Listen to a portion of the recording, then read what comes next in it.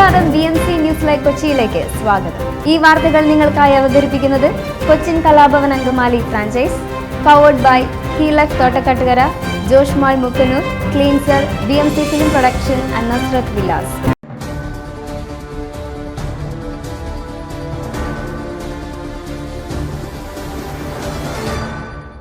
ഗ്രാമികയിൽ കുട്ടികളുടെ നാടകക്കളരി ആരംഭിച്ചു. കുഴിക്കാട്ടുശ്ശേരി ഗ്രാമികയിൽ കുട്ടികളുടെ സൗജന്യ നാടക പരിശീലന കളരി പ്രമുഖ ചലച്ചിത്ര നാടക പ്രവർത്തകൻ രാജേഷ് നാരായണൻ ഉദ്ഘാടനം ചെയ്തു. ആളൂർ ഗ്രാമപഞ്ചായത്തും ഗ്രാമികയും ചേർന്നൊരുക്കുന്ന ദേശക്കാഴ്ച കലാ സാംസ്കാരികോത്സവത്തിന്റെ ഭാഗമായി സംഘടിപ്പിക്കുന്ന നാടക ക്യാമ്പിൽ UP ഹൈസ്കൂൾ തലത്തിലെ 55 കുട്ടികളാണ് പങ്കെടുക്കുന്നത്.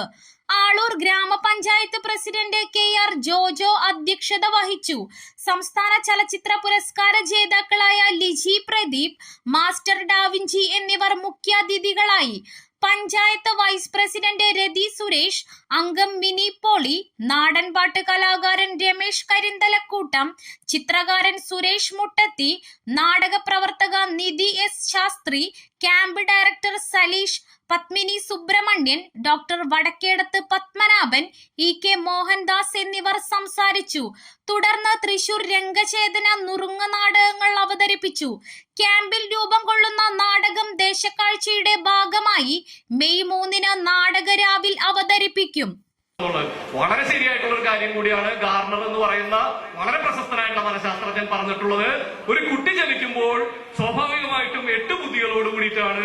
അതില് ഏത് ബുദ്ധിയാണ് തന്റെ ഏറ്റവും മികച്ചതെന്ന് കണ്ടെത്തലാണ് വിദ്യാഭ്യാസം എന്നാണ് അദ്ദേഹം പറഞ്ഞത്.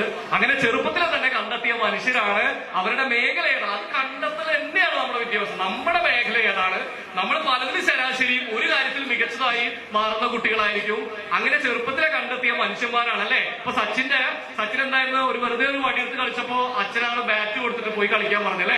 ഏറ്റവും നന്നായിട്ട് ഈ അവധിക്കാലം ആഘോഷിച്ചു കഴിഞ്ഞ് തിരിച്ച് സ്കൂളിലേക്ക് ചെല്ലുമ്പോഴത്തേക്ക് ഓരോരുത്തർക്കും പറയാനുണ്ടായിരിക്കുമല്ലോ അവധിക്കാലം എന്തൊക്കെ ചെയ്തു എന്നുള്ളത്. എനിക്ക് തോന്നുന്നു നിങ്ങൾക്ക് പറയാനുള്ളിടത്തോളം അത്രയും കഥകളും തമാശകളും ഒന്നും നിങ്ങളുടെ ക്ലാസ്സുകളിൽ വേറെ ആർക്കും പറയാനുണ്ടാവില്ല അല്ലേ. ദിവസം നിങ്ങൾ ഒരുപാട് കാര്യങ്ങളോട് ചെയ്യുന്നുണ്ടാവും. ഇന്നിപ്പോ തുടക്കമായതേ ഉള്ളൂ. ഇന്ന് ഞാൻ നോക്കുമ്പോഴത്തേക്കും എല്ലാവരുടെയും കയ്യിൽ ആഹ്ലാദത്തിന്റെ കാര്യങ്ങളാണ്, ഓരോരോ ക്രിയേറ്റിവിറ്റി കാണുന്നുണ്ട്.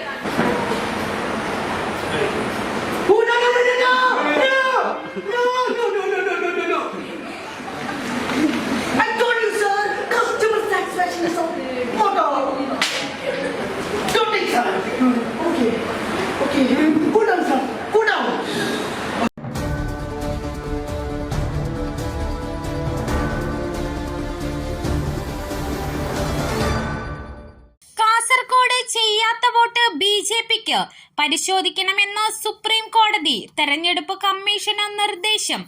ലോക്സഭാ തെരഞ്ഞെടുപ്പിന് മുന്നോടിയായി നടത്തിയ മോക്ക് പോളിനിടെ കാസർഗോഡ് ചെയ്യാത്ത വോട്ട് BJPക്ക് പോയെന്ന് ആരോപണം.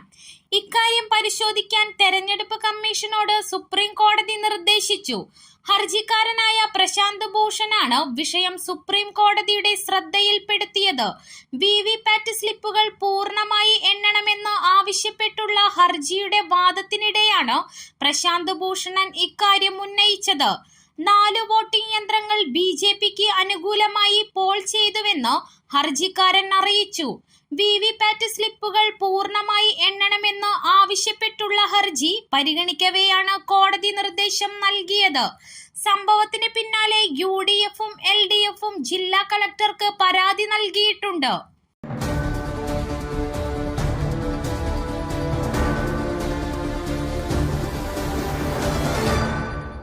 രാഹുൽ ഗാന്ധി അമേഠിയിൽ നിന്ന് മത്സരിക്കണം, ആഞ്ഞടിച്ച് അമിത് ഷാ.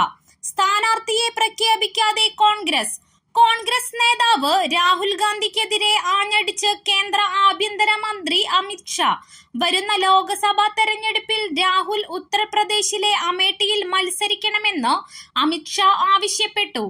രാഹുൽ ഗാന്ധി അമേഠിയിൽ നിന്ന് എന്തുകൊണ്ടാണ് മത്സരിക്കാത്തതെന്ന് വോട്ടർമാർക്കും മാധ്യമങ്ങൾക്കും വ്യക്തമാണെന്ന് അദ്ദേഹം പറഞ്ഞു.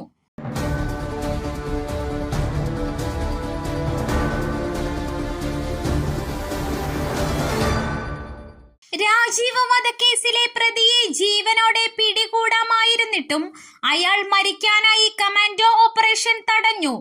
രാജീവ് വധം പുനരന്വേഷിക്കണം മേജർ രവി. പുൽവാമ ആക്രമണം ആസൂത്രിതമാണെന്ന കോൺഗ്രസ് വിമർശനങ്ങൾക്ക് മറുപടിയുമായി മേജർ രവി. ഇന്ദിരാഗാന്ധി വധവും രാജീവ് ഗാന്ധി വധവും തെരഞ്ഞെടുപ്പ് ജയിക്കാനായിരുന്നോ എന്ന് മേജർ രവി തിരിച്ചു ചോദിച്ചു. രാജീവ് ഗാന്ധി വധത്തിനു പിന്നിലെ മുഴുവൻ പ്രതികളെയും കണ്ടെത്തണമെങ്കിൽ കേസ് പുനരന്വേഷിക്കണമെന്ന് മേജർ രവി പറഞ്ഞു. ശിവരശൻ ഉൾപ്പെടെയുള്ള പ്രതികളെ താൻ നയിച്ച കമാൻഡോ സംഘത്തിന് ജീവനോടെ പിടികൂടാമായിരുന്നിട്ടും അവർ മരിക്കാനായി കമാൻഡോ ഓപ്പറേഷൻ തടഞ്ഞു. മരിക്കുന്നതിന് മുൻപ് പ്രധാന പ്രതിയെ പിടികൂടാനായിരുന്നെങ്കിൽ രാജീവ് വധക്കേസിലെ ചുരുൾ അഴിയുമായിരുന്നെന്നും അദ്ദേഹം പറഞ്ഞു. പ്രതികളെ കാണാനായി രാജീവിന്റെ മക്കൾ ജയിലിൽ പോയത് എന്തിനാണെന്നും അദ്ദേഹം ചോദിച്ചു.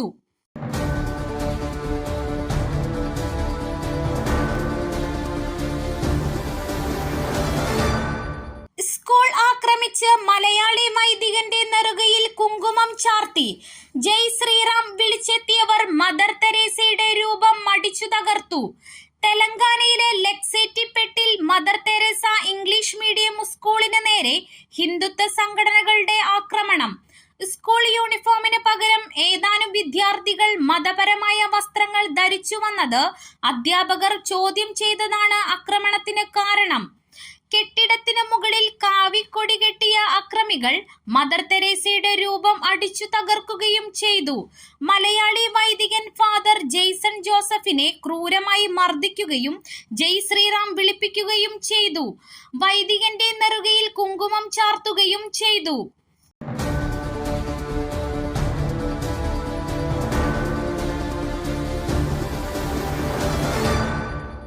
ഇന്ത്യക്ക് പുറത്ത് തെരഞ്ഞെടുപ്പ് കമ്മീഷൻ വെബ്സൈറ്റ് മാസങ്ങളായി ബ്ലോക്ക് ചെയ്യപ്പെട്ടിരിക്കുന്നുവെന്ന് പരാതി. തെരഞ്ഞെടുപ്പ് കമ്മീഷന്റെ വെബ്സൈറ്റ് ഇന്ത്യക്ക് പുറത്ത് മാസങ്ങളായി ബ്ലോക്ക് ചെയ്യപ്പെട്ടിരിക്കുകയാണെന്ന് റിപ്പോർട്ട്. ഇലക്ഷൻ കമ്മീഷൻ ഓഫ് ഇന്ത്യയുടെ landing page, voter registration portal, വിവരാവകാശ പോർട്ടൽ എന്നിവ ഉൾപ്പെടെയാണ് ബ്ലോക്ക് ചെയ്യപ്പെട്ടിരിക്കുന്നത്. തെരഞ്ഞെടുപ്പ് ഫലങ്ങൾ പ്രസിദ്ധപ്പെടുത്തുന്ന റിസൾട്ട് പോർട്ടൽ ഇന്ത്യക്ക് പുറത്തുള്ളവർക്കും ഉപയോഗിക്കാവുന്നതാണ്.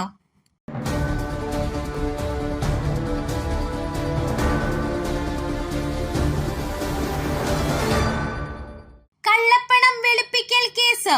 ശിൽപ ഷെട്ടിയുടെയും രാജ് കുന്ദ്രയുടെയും 97.79 കോടിയുടെ സ്വത്ത് കണ്ടുകെട്ടി. കള്ളപ്പണം വെളുപ്പിക്കൽ കേസിൽ നടി ശിൽപ ഷെട്ടിയുടെയും ഭർത്താവ് രാജ് കുന്ദ്രയുടെയും 97.79 കോടിയുടെ സ്വത്ത് കണ്ടുകെട്ടി Mumbai enforcement directorate. Bitcoin സാമ്പത്തിക തട്ടിപ്പ് കേസിലാണ് ED നടപടി. ജുഹുവിലും പുനെയിലുമുള്ള ബംഗ്ലാവും ഓഹരികളും കണ്ടുകെട്ടിയവയിൽ പെടുന്നു.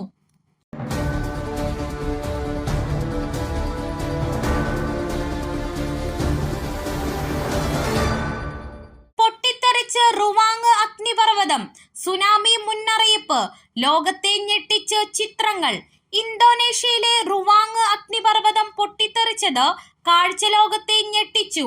ശക്തമായ സ്ഫോടനത്തിന് പിന്നാലെ സുനാമി മുന്നറിയിപ്പ് നൽകിയിട്ടുണ്ട്. ചാരവും പുകയും 19 കിലോമീറ്റർ വരെ ഉയരത്തിലുള്ള സ്ട്രാറ്റോസ്ഫിയറിലെത്തിയത് സ്ഫോടനത്തിന്റെ തീവ്രത വ്യക്തമാക്കുന്നതാണ്. വടക്കൻ സുലവേസി പ്രവിശ്യയിലാണ് ഈ അഗ്നിപർവ്വതം. മുമ്പ് 1871 ഈ അഗ്നിപർവ്വതം ഇത്രയും തീവ്രതയോടെ പൊട്ടിത്തെറിച്ചത്. അന്ന് ഒരു ഭീകരമായ സുനാമി വന്നിരുന്നു. സ്ഫോടനത്തിന് ശേഷം ഈ അഗ്നിപർവ്വതം കടലിൽ മുങ്ങുമോ എന്ന ആശങ്കയിലാണ് ശാസ്ത്രജ്ഞർ.